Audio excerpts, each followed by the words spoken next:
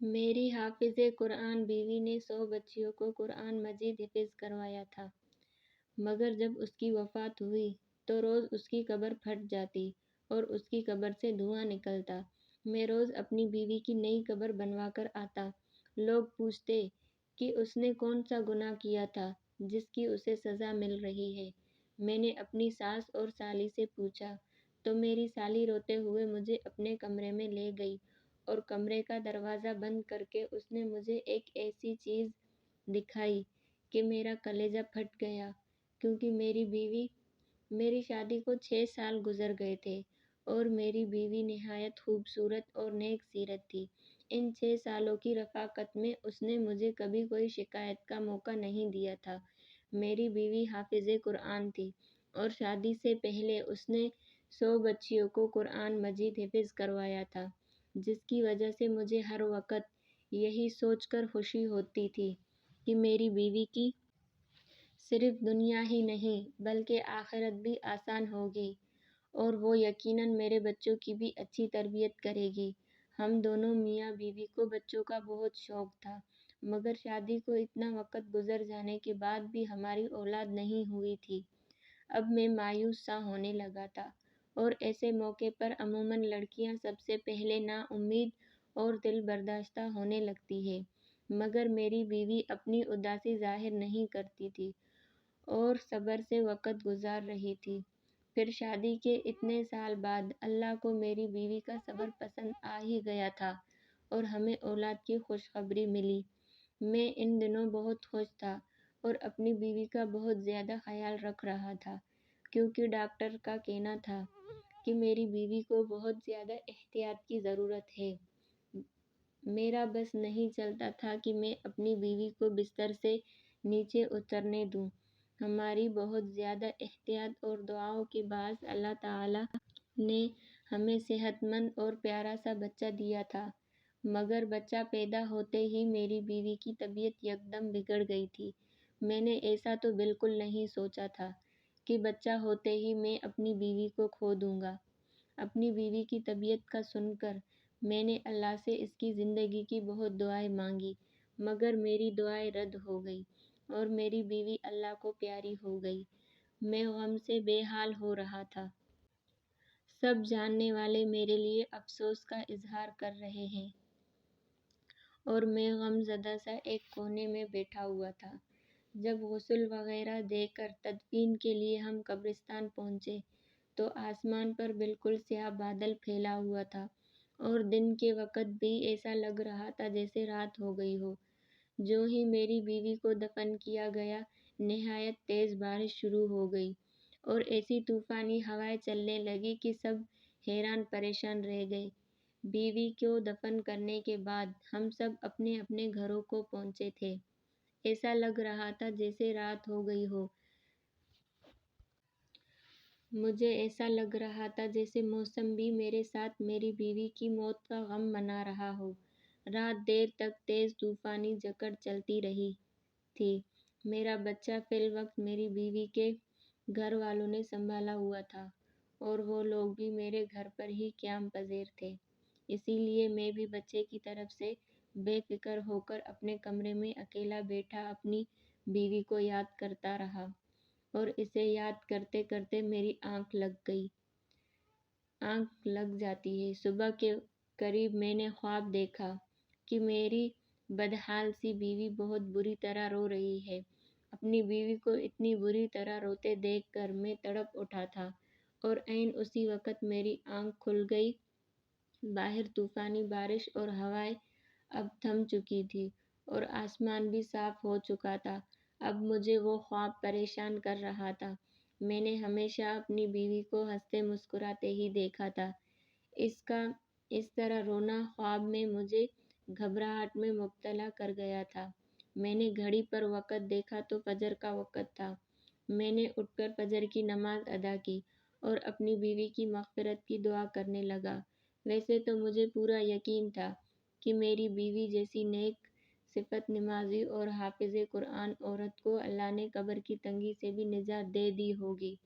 میں نے دعا کے بعد اٹھ کر کمرے سے باہر جھانکا تو سب لوگ نماز پڑھنے میں مصروف تھے۔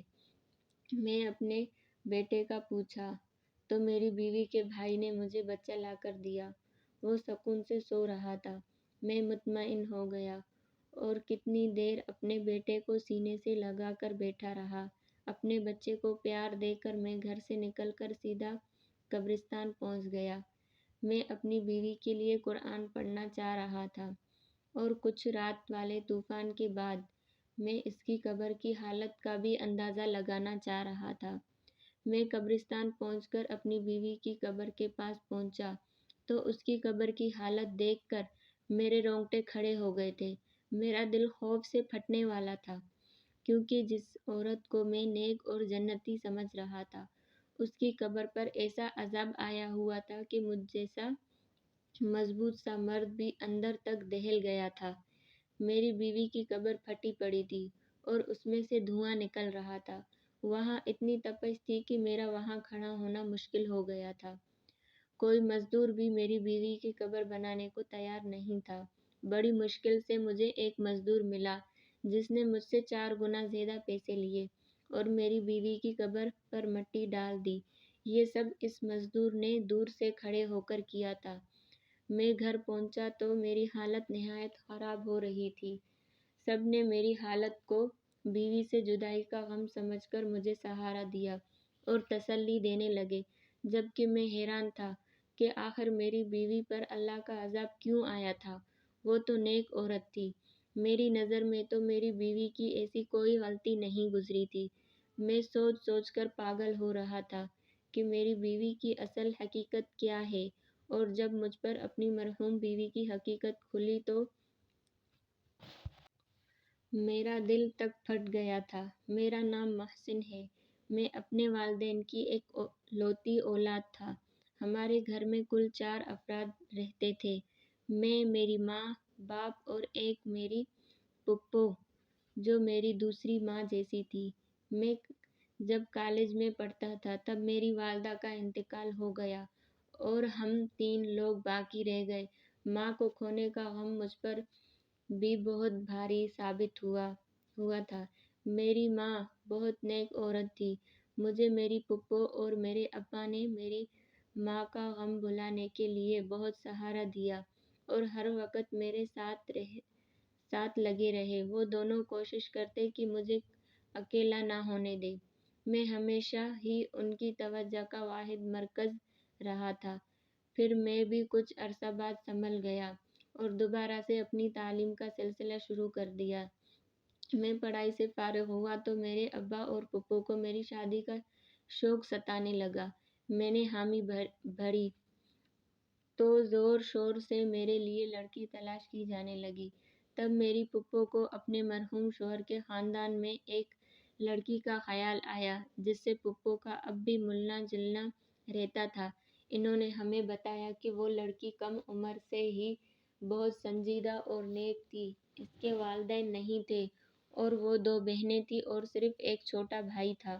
اس نے بہت بہادری سے حالات کا مقابلہ کیا تھا اور اپنے دونوں بہن بھائی کو اکیلے پالا تھا، حالانکہ وہ خود بھی بہت بڑی نہیں تھی۔ وہ نمازی اور حافظ قرآن تھی۔ گھر میں بچیوں کو قرآن مجید بھی پڑھاتی تھی اور اس کی دعا اور اس کے دیے ہوئے قرآنی تعویذات میں بہت اثر تھا، جس کی وجہ سے وہ تھوڑا بہت کما کر اپنا گھر چلا رہی تھی۔ میں نے یہ سب سنا تو بہت خوش ہوا۔ میں نے اسے دیکھے بنا ہی اس کے لیے حامی بھر لی اور پھپھو نے پہلی فرصت میں ہی اس کے خاندان کے بڑوں سے مشورہ کر کے میرا رشتہ اس لڑکی سے طے کر دیا اور جلدی شادی بھی طے کر دی۔ میرا رشتہ طے ہوا۔ میری پھپھو نے یہی شرط رکھوائی کہ وہ بعد میں بھی اپنی بہن کی شادی ہونے تک اور بھائی کی تعلیم پوری ہونے تک ان دونوں کی مالی امداد کرتی رہے گی۔ مجھے اس بات سے کوئی اعتراض نہیں تھا، بلکہ میں نے سوچ لیا تھا کہ اگر مجھ سے بھی کوئی مدد ہو سکی تو کر دیا کروں گا۔ رشتہ طے ہونے کے بعد ہماری شادی کر دی گئی۔ میں نے اپنی بیوی کو دیکھا تو اس کا اسیر ہو گیا۔ وہ نہ صرف اچھی سیرت کی مالک تھی بلکہ بہت خوبصورت بھی تھی۔ اس کے ساتھ چند دن رہ کر ہی میں اس کے بہت قریب ہو گیا تھا وہ ہمیشہ دوسروں کی مدد کرنے کو تیار رہتی تھی۔ میری بیوی عین میری پھپھو کی بتائی ہوئی باتوں جیسی ہی تھی۔ اس نے کبھی مجھے کوئی پریشانی نہیں دی تھی اور میرے آرام سکون کا بھی خیال رکھتی تھی۔ ہمارے گھر میں خوشحالی اور سکون تھا، بس صرف اولاد کی کمی تھی، جو مجھے بہت محسوس ہوتی تو بہت زیادہ میں اداس ہو جاتا۔ مگر اپنی بیوی کے صبر سے مجھے بہت سہارا ملا ہوا تھا۔ ہماری شادی کے تیسرے سال ہی میرے ابا وفات پا گئے۔ اپنے ابا کی وفات اور اپنی بے اولادی نے مجھے کچھ زیادہ بے سکون کر دیا تھا۔ میرے اندر صبر اور شکر ختم ہونے لگا تھا۔ ایسے میں میری بیوی تھی جو مجھے ہر وقت اللہ کی مہربانیاں اور نعمتیں یاد دلاتی تھی۔ وہ مجھے صبر کی تلقین کرتی رہتی تھی۔ میں حیران تھا کہ وہ ایک لڑکی ہو کر مجھے حوصلہ دیا کرتی تھی، حالانکہ ہمارے خاندان والوں نے ہمارا جینا مشکل کر رکھا تھا کہ ہماری اولاد کیوں نہیں ہو رہی ہے، اور میری پھپھو تو اٹھتے بیٹھتے ٹھنڈی آہیں بھرنے لگی تھی اور میری بیوی کو باتیں سنانے لگی تھی، یوں جیسے یہ سب میری بیوی کے ہاتھ میں ہو۔ میں اپنی پھپھو کو سمجھا سمجھا کر تھک چکا تھا، الٹا وہ ہم دونوں سے ہی لڑنے لگی تھی کہ ہمیں علاج کروانا چاہیے تاکہ ہماری اولاد ہو سکے۔ اسی پریشانی وقت گزرتا چلا گیا۔ جب ہماری شادی کو 6 سال ہونے والے تھے، تب ہمیں اولاد کی خوشخبری مل گئی۔ ہم تینوں جیسے پھر سے جی اٹھے تھے۔ میں نے اور پھپھو نے میری بیوی کا خیال بھی بہت رکھا تھا اور بہت احتیاط کی تھی۔ میرا بیٹا ٹھیک ٹھاک اور صحت مند پیدا ہوا تھا، لیکن میری بیوی کی طبیعت بگڑ گئی تھی اور وہ موت کے منہ میں چلی گئی۔ یہ سب بہت اچانک ہوا تھا اور میں اس صدمے کے لیے بالکل بھی تیار نہیں تھا۔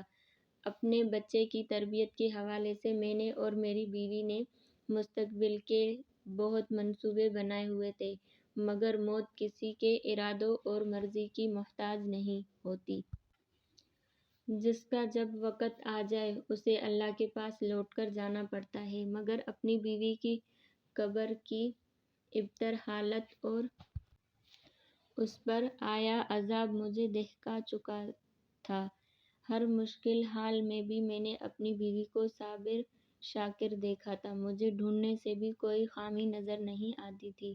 میں اتنا تو جانتا تھا کہ اللہ ناانصاف نہیں ہے۔ ایسا تو ہو ہی نہیں سکتا کہ میری بیوی کی حقیقی اعمال سے اللہ ناواقف ہو۔ مجھے حیرت اور صدمہ تھا کہ میں اتنا عرصہ اپنی بیوی کے ساتھ رہ کر بھی اسے جان نہیں پایا تھا۔ مجھے یہ بھی دکھ تھا کہ اگر میری بیوی کوئی گناہ کر بھی رہی تھی تو کاش مجھے پہلے پتہ چل جاتا تاکہ میں اسے اس گناہ سے روک لیتا اور اس عذاب سے بچا لیتا۔ میں پچھتاوے میں مبتلا تھا۔ گھر میں ان دنوں کیا چل رہا تھا اور میرا بیٹا راتوں کے وقت کون سنبھال رہا تھا، مجھے کچھ خبر نہیں تھی۔ میں بس اپنی مرحوم بیوی کے لیے بے چین رہتا تھا اور اللہ تعالیٰ سے اس کی مغفرت کی دعا کرتا رہتا تھا۔ ایک روز پھپھو اچانک میرے پاس آئی اور سنجیدگی سے بولی کہ انہیں مجھ سے کوئی ضروری بات کرنی ہے۔ میری پھپھو نے مجھ سے جو بات کی وہ مجھے یکدم غصہ دلا گئی تھی۔ میری بیوی کو مرے ابھی بمشکل 21 روز ہوئے تھے کہ میری پھپھو میری دوسری شادی کرنا چاہ رہی تھی۔ میں پھپھو سے ناراض ہونے لگا کہ انہیں میری مرحوم بیوی کا احترام کرنا چاہیے تھا اور کم سے کم اتنی جلدی مجھ سے شادی کی بات نہیں کرنی چاہیے تھی، جبکہ میں ابھی صدمے میں تھا۔ پھپھو نے تحمل سے میری ناراضگی دیکھی اور پھر مجھ سے کہنے لگی کہ وہ بوڑھی ہو گئی ہے، اس لیے مجھے یا میرے بیٹے کو نہیں سنبھال سکتی۔ انہیں بھی میری بیوی کی موت کا دکھ تھا۔ جب میں نے پھپھو کی ان باتوں کا کوئی بھی اثر نہ لیا تو پھپھو نے مجھ سے کہا، ٹھیک ہے، تم اپنا بیٹا خود سنبھالو یا پھر اپنا بیٹا اسی کو دے دو جو اسے دن رات ماں کی طرح سنبھال رہی ہے۔ میں پھپھو کی بات پر حیران ہوا تھا کہ میرا بیٹا کون سنبھال رہا تھا، کیونکہ میرے اندازے کے مطابق تو میرے بیٹے کو پھپھو ہی سنبھال سکتی تھی۔ مگر جب میں نے یہی سوال پھپھو سے کیا تو ان کے جواب نے مجھے بالکل لاجواب کر دیا تھا۔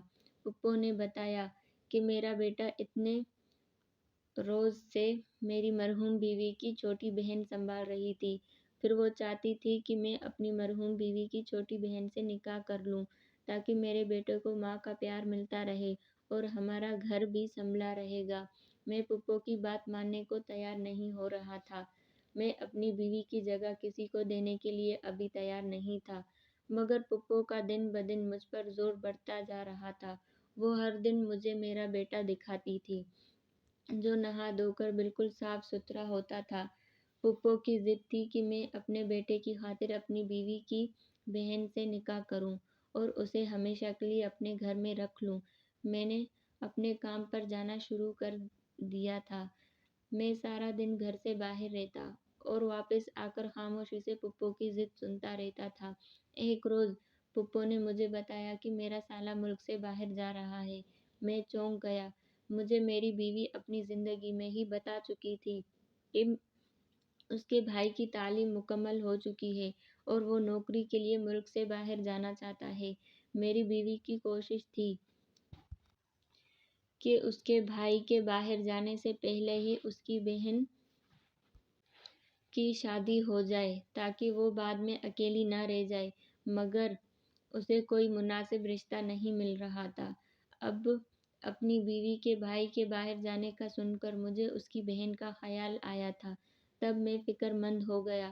اب مجھے خیال آ رہا تھا کہ اگر میں مزید انکار کروں گا تو میری سالی میرے بیٹے کو سنبھالنے کے چکر میں ساری عمر کے لیے کنواری بیٹھی رہ جائے گی، یا پھر اس کی شادی کر دی جائے گی اور میرے بیٹے کو سنبھالنے والا کوئی نہیں ہوگا، کیونکہ پھپھو تو واقعی بیمار اور کمزور ہو گئی تھی اور ان کی بینائی بھی کم ہوتی جا رہی تھی۔ میں سوچ سوچ کر پریشان ہونے لگا اور تھک ہار کر میں نے اپنی پھپھو کی بات ماننے کا فیصلہ کیا اور ایک روز کام پر جانے سے پہلے پھپھو کو جواب دے دیا، وہ جیسا چاہتی ہے کر لے، مجھے کوئی اعتراض نہیں ہے۔ میرے جواب نے میری پھپھو کو خوشی سے نہال کر دیا تھا۔ میرے جاتے ہی شاید انہوں نے پیچھے تمام تیاریاں شروع کر دی تھیں۔ میں جیسے ہی کام سے شام کے وقت واپس آیا، یہ دیکھ کر حیران رہ گیا کہ پھپھو نے میرے نکاح کی ساری تیاری مکمل کر لی تھی۔ میں تو ویسے بھی اس بات کے لیے خود کو راضی کر چکا تھا۔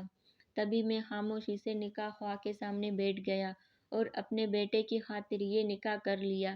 نکاح کے بعد میں اداس تھا، اپنے کمرے میں بند ہو گیا تھا۔ مجھے پریشانی تھی کہ نہ جانے میری یہ دوسری بیوی اپنے بڑی بہن کی طرح سمجھدار اور خوش مزاج تھی یا نہیں، اور یہ بھی نہ جانے وہ میرا گھر کیسے سنبھال پائے گی۔ مجھے نہیں لگتا تھا جیسے ہی میرا دل اپنی پہلی بیوی سے مطمئن تھا ویسے دوسری بیوی سے بھی مطمئن ہو پائے گا۔ اس نکاح کے بعد بھی میرے وہی معمولات تھے۔ میں صبح سویرے کام پر چلا جاتا، شام کے وقت گھر لوٹتا، اپنے کمرے میں بند ہو جاتا۔ میری دوسری بیوی نے خاموشی سے میرا ہر کام سنبھال لیا تھا۔ میرا کمرہ بھی اب بالکل صاف ستھرا رہنے لگا تھا۔ نہ چاہتے ہوئے بھی میرا دماغ اس بات کو سوچنے لگا تھا، اور عجیب بات تو یہ تھی کہ آج تک میں نے اپنی اس دوسری بیوی کو نہیں دیکھا تھا۔ میں نہیں جانتا تھا وہ کیسی لڑکی ہے، کیونکہ میری پہلی شادی پر بھی اس نے مجھ سے پردہ کیا تھا، کیونکہ میری بیوی دینی معاملات کی سب سمجھ رکھتی تھی، اسی لیے اس نے اپنی بہن کا مجھ سے پردہ کروایا تھا، اور وہ پردہ آج اسی لڑکی سے نکاح ہو جانے کے بعد بھی قائم تھا۔ ایک روز میں کام سے جلدی واپس آیا تو اپنے کمرے میں اپنی دوسری بیوی کو دیکھ کر حیران رہ گیا۔ وہ اپنی بڑی بہن سے بھی زیادہ خوبصورت تھی، مگر ایسا نہیں تھا کہ میں حسن پرست تھا اور مجھے اس کا حسن متوجہ کر رہا تھا۔ مجھے جس بات نے اس کی طرف متوجہ کیا تھا وہ اس کے چہرے پر پھیلا سکون اور نرم تاثرات تھے۔ اسے دیکھ کر مجھے ایسا لگا تھا کہ جیسے وہ اپنی بہن کی موت سے بھی خوش اور مطمئن ہو۔ یہ بات سوچتے ہی عجیب کیفیت میں گر گیا تھا۔ میں نے اسے غصے سے دیکھتے ہوئے سوال کیا کہ وہ اتنی مطمئن کس بات پر ہے؟ میرا سوال یقیناً اس کے لیے عجیب اور غیر متوقع تھا۔ وہ حیرت اور پریشانی سے مجھے دیکھنے لگی تو میں مزید بولا، کہ اسے اپنی بہن کی موت کا افسوس ہی نہیں ہے، الٹا وہ اس کی جگہ لے کر بھی اتنی خوش کیسے رہ سکتی ہے، جبکہ اس کی بہن جوانی میں موت کے منہ میں جا چکی تھی، اور اس کی آخرت بھی جانے کیسی ہونے والی تھی، کیونکہ اس کو قبر میں عذاب جھیلنا پڑ رہا تھا۔ میں نے اپنی مرحوم بیوی کا یہ راز غصے میں سوچے بغیر اس کی بہن کے سامنے بول دیا تھا، مگر میری بات پر جب اس کے چہرے کے تاثرات بدلے تو مجھے اپنی غلطی کا احساس ہوا اور میں چپ ہو گیا۔ میری دوسری بیوی کچھ دیر صدمے سے مجھے دیکھتی رہی اور پھر بری طرح رو پڑی۔ میں اسے روتا دیکھ کر بوکھلا گیا تھا۔ روتے روتے وہ ایسی بات بولنے لگی جس نے مجھے ساکت کر دیا تھا۔ وہ بار بار کہہ رہی تھی کہ مجھے یہی خوف تھا کہ بڑی باجی سے اللہ تعالیٰ ناراض ہو جائے گا اور اسے عذاب دے گا، مگر وہ میری سنتی ہی نہیں تھی۔ میں اپنی بیوی کے الفاظ پر دنگ رہ گیا تھا۔ یعنی میری مرحوم بیوی کچھ ایسا کرتی تھی جس سے اس کی بہن بھی واقف تھی اور اسے روکتی تھی۔ جب میں نے اپنی بیوی سے تفصیل پوچھی تو وہ گڑبڑا گئی اور بات بدلنے کی کوشش کرنے لگی، مگر میں نے جب سچ جاننے کے لیے التجا کی تو اس نے مجھے اپنی بڑی بہن کی اصلیت بتائی، جسے سن کر میرے ہوش اڑ گئے تھے۔ اس نے بتایا کہ میری بہن واقعی نیک لڑکی تھی اور حافظ قرآن ہونے کی وجہ سے ہر وقت قرآن کی تلاوت کرتی رہتی تھی۔ ایک روز ہمارے محلے میں کسی بچے کو تکلیف ہوئی تو اس کی ماں کی پریشانی پر میری بہن نے یوں ہی کچھ آیات پڑھ کر اس بچے پر پھونک دی، جس سے اس بچے کو آرام آ گیا۔ اس واقعے کے بعد میری بہن مشہور ہو گئی کہ وہ نیک بی بی ہے جس کے پاس بیماری اور تکلیف کی شفا ہے۔ اس کے بعد تو طرح طرح کے لوگ ہمارے گھر آنے لگے اور میری بہن تعویذ کے نام پر قرآن کی آیات لکھ کر دیتی تھی۔ وہ لوگ چند روپے دے کر چلے جاتے اور ہمارا گزر بسر ہونے لگا تھا، مگر مشکل حالات کے لیے ہمارے پاس کچھ نہیں تھا۔ اچانک ہمارے بھائی کا ایک گردہ فیل ہو گیا۔ وہ اسپتال میں زندگی اور موت کی کشمکش میں تھا اور ہمارے پاس اس کے علاج کی رقم نہیں تھی۔ ہم بہت پریشان تھے۔ انہی دنوں ایک مرد میری بہن کے پاس آیا۔ اسے بولا کہ وہ کسی لڑکی سے شادی کرنا چاہتا ہے، مگر وہ لڑکی شادی شدہ ہے۔ وہ چاہتا تھا میری بہن ایسا تعویذ دے کہ لڑکی کی طلاق ہو جائے اور وہ اسے پا لے۔ میری بہن نے انکار کر دیا کیونکہ یہ گناہ کا کام تھا، مگر جب اس مرد نے 1.5 لاکھ روپے دینے کا کہا تو میری بہن نے بھائی کو بچانے کے لیے نہ جانے کاغذ پر ایسا کیا لکھا کہ اس مرد کی خواہش پوری ہو گئی اور ہمارے بھائی کا علاج آسانی سے ہو گیا۔ پھر تو ہر آئے روز ایسے ہی لوگ آنے لگے جو ناجائز مطالبے کے لیے تعویذ بنواتے اور ڈھیروں پیسہ پکڑا کر چلے جاتے۔ ایک روز میں نے چھپ کر اپنی بہن کو وہ تعویذ بناتے دیکھا تو میرے سر پر آسمان گر پڑا، کیونکہ میری بہن کاغذ پر قرآن الٹا لکھ رہی تھی اور یہ کالا علم تھا۔ میں دکھ سے پاگل ہوئی، بہن کو روکنے لگی، اسے سمجھانے لگی کہ وہ توبہ کر لے۔ وہ بولی کہ اگر میں ایسا نہ کرتی تو ہمارا بھائی کب کا مر جاتا۔ میں اس بات پر غصہ ہو گئی تھی۔ میں نے بہن کو کہا کہ اس سے تو اچھا تھا ہمارا بھائی مر جاتا، مگر وہ یہ حرام کام نہ کرتی۔ زندگی موت تو اللہ کے ہاتھ میں۔ میں اپنی بہن کو بہت سمجھاتی رہی، مگر اب وہ لالچ میں آ چکی تھی۔ وہ اتنی نیک تھی کہ روحانیت پا چکی تھی، مگر اس نے پیسوں کے لالچ میں سب کچھ گنوا دیا۔ اس کی زندگی اچھی تھی، وہ نماز قرآن بھی کرتی رہی اور حتیٰ کہ اس کی شادی ہو گئی، مگر اس نے وہ کبیرہ گناہ نہیں چھوڑا اور پیسہ کماتی رہی۔ میں سب سن رہا تھا۔ میری بیوی بول رہی تھی کہ میں ڈرتی تھی کہ اللہ تعالیٰ ناراض ہو گیا تو توبہ کی مہلت دیے بنا ہی موت دے دے گا اور سخت عذاب دے گا، اور میرا کہا سچ ہو گیا۔ میں گم سم ہو گیا تھا۔ میں اپنی بیوی کو اتنا نیک سمجھ رہا تھا اور وہ صرف دنیاوی پیسے کی لالچ میں اتنا بڑا گناہ کر رہی تھی، اور میرے سامنے بیٹھی میری دوسری بیوی اس جیسی حافظہ نہ ہونے کے باوجود اللہ کا خوف رکھتی تھی۔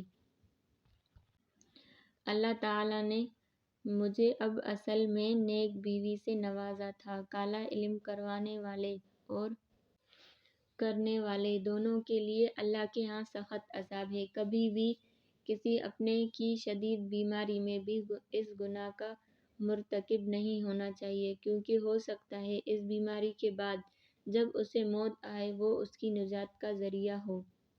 مزید اسی طرح کی ویڈیوز دیکھنے کے لیے ہمارے چینل کو سبسکرائب کریں اور ساتھ دیے گئے بیل آئیکن کو دبا دیں تاکہ ہماری ہر آنے والی نئی ویڈیو آپ تک پہنچ سکے۔ شکریہ۔